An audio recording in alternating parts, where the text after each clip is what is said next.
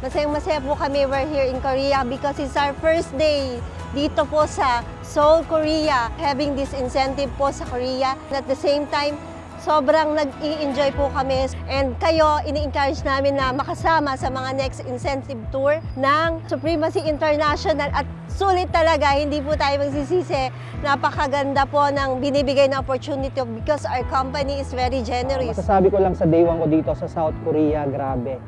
Napakalamig, napakasulit nung ano yung mga pinaghirapan mo, pinagdaanan mo bago mo na-hit tong incentives na to. Kasi just imagine, naka-travel kami dito sa South Korea, first international travel ko. At the same time, yung hirap na pinagdadaanan natin noon hanggang ngayon is talagang well paid.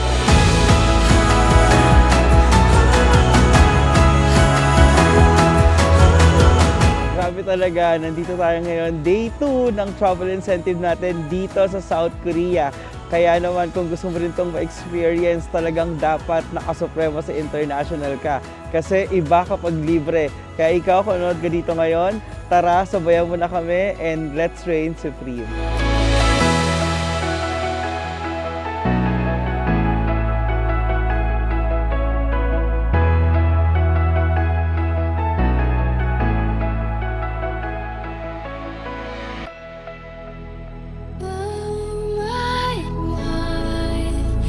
Changing every day, every possible way. Hi Hi guys! It's our second day here in Korea. Gusto ko lang paalala sa ating lahat, we only have one life to live. Kaya we should make the best out of it. We should live it fully. Do the business with passion because with Supremacy International, you can live your best life. Yes! I know I felt like this before, now I'm feeling it even more, because it came from you. Grabe, last year Japan, ngayon South Korea naman. Grabe talaga, as in. So kung ikaw ngayon wala ka pa rin dito sa amin, ka namin kasama, dapat mag-Supremacy International ka na. And we will reign supreme.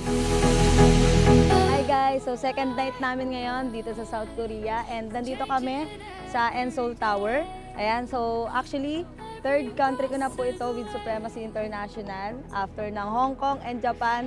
So dito naman tayo ngayon sa South Korea, ang isa sa pinakapangarap kong lugar na mapuntahan. Kung nandito ka sa Supremacy International, hatawin mo na, todohin mo na lahat ng pagod at puyat.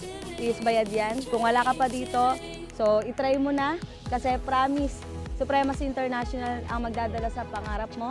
Favorite view and syempre, sa isa sa pangarap kong lugar is South Korea. So thank you Supremacy International. Maraming salamat sa opportunity na to at sa experience.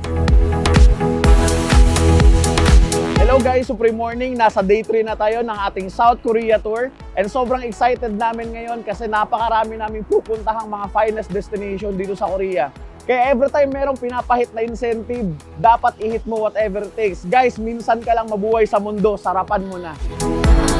Grabe, nakaka-excite. Galing kami ng Gyeongbok Palace. Dati nakikita ko lang sa Facebook pero ngayon nandito na kami. Kaya kung ikaw naghahanap ka ng opportunity na pwedeng kumita at the same time may libreng travel, ano pang inaantay mo? Sumama ka na sa amin. Oh, my dreams, it's never quite as it seems, never quite as it seems.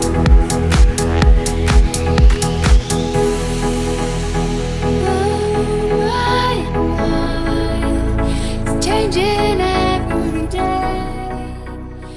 Hi guys, day 4 na namin ngayon dito sa may South Korea. And now, nandito kami sa may Starfield Library. From day 1 to day 4, sobrang solid at saya. Gusto ko magpasalamat sa lahat ng BODs, kila Pres Aaron Mulles, Chairman Mark, BP Natsu, and BP Rafi. Kasi lahat ng sinasabi nila is talagang mga nangyayari. Kaya sa mga hindi nakasama ngayong travel incentive, guys, wag kang papayag na sa mga susunod nating travel incentive, hindi ka makasama. Dapat whatever it takes, makasama ka.